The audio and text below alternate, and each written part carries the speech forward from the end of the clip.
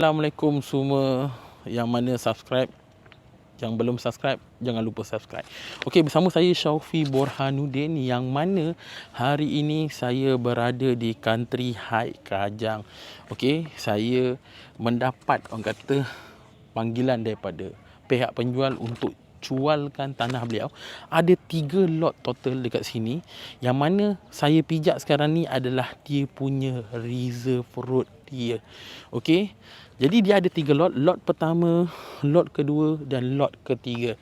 Ada 2 saiz, yang mana saiz pertama 9,009 square feet dan 7,988, almost 8,000 square feet. Harga pula untuk sekaki 170 saja.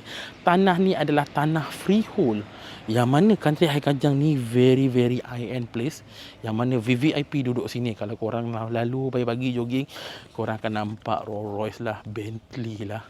That's why kalau korang nak cari vibe yang positif, nak tempat rumah yang orang kata boleh seakan-akan untuk bekerja keras lagi, sinilah tempat dia.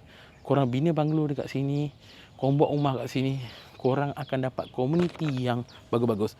Dan sendiri dekat sini kita punya Timbalan Perdana Menteri kita, Datuk Seri Zahid pun dia tinggal dekat sini, dan ada surau yang dia bina dekat sini sangatlah besar. Okey, yang mana lokasi Country High Kajang ni dekat dengan Plus Highway. Exit Plus Highway Kajang boleh masuk terus ke sini, dan ada satu lagi gate daripada Sirk Highway. Dia menghubungkan antara Sirk Highway dan Plus Highway Kajang. That's why saya kata strategic location.